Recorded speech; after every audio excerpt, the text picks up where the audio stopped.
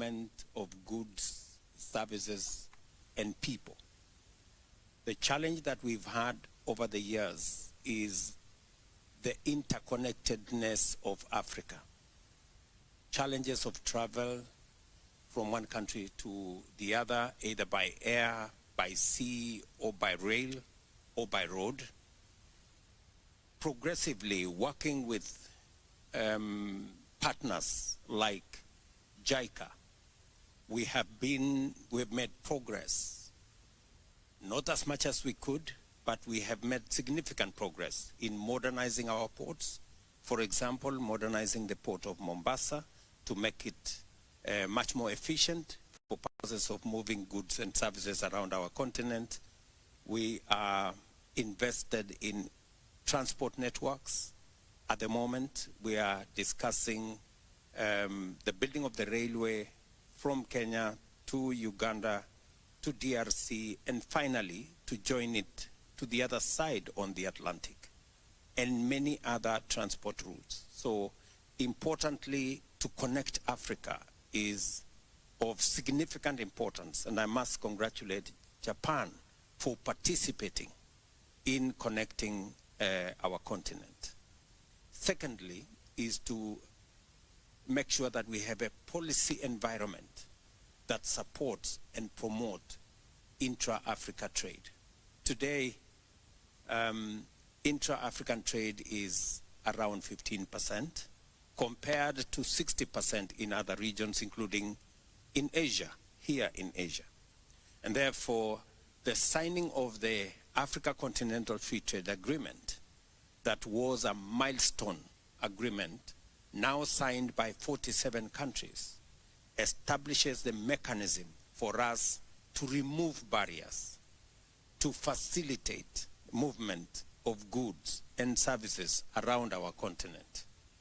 It is estimated that with the full implementation of the Africa Continental Free Trade Area, we should be able to unlock $450 billion of trade. We should be able to lift up to 30 million Africans out of poverty, and we can move our continent in the right direction.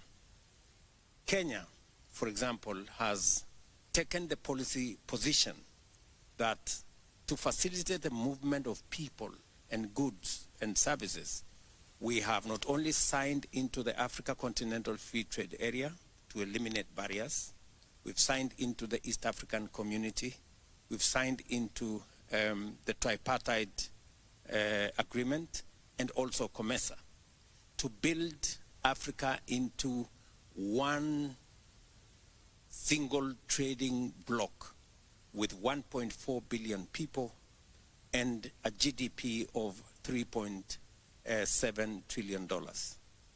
And additionally, as Kenya, we have removed visa requirement for any African coming to Kenya to make it possible for Africans, for citizens, for our continent to move freely and to eliminate unnecessary barriers that ultimately impedes trade, impedes movement of people, and reduces transition of services and other requirements that facilitate the development of our continent. Finally, is to work on instruments that also facilitate trade with other nations.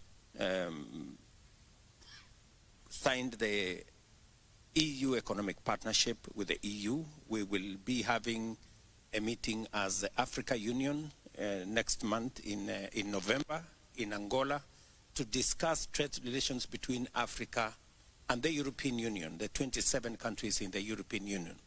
We are renegotiating AGOA with America. We are signing other agreements with other countries. And TICAD provides us an opportunity for us to have a conversation with this great country, with Japan, so that we can equally look at eliminating barriers that impede trade between Africa and Japan. A case in point is a discussion I had with the Prime Minister of Japan 2 days ago on looking at how we can remove barriers on our agricultural goods that come to this country. Kenya exports tea, coffee, horticulture, macadamia, avocado to many European countries. But unfortunately, we still have barriers of trade of our agricultural goods to Japan. We are looking forward to use the TCAD framework to negotiate as Africa so that we can have greater market access to Japan, to Asia, and use Japan as our friend.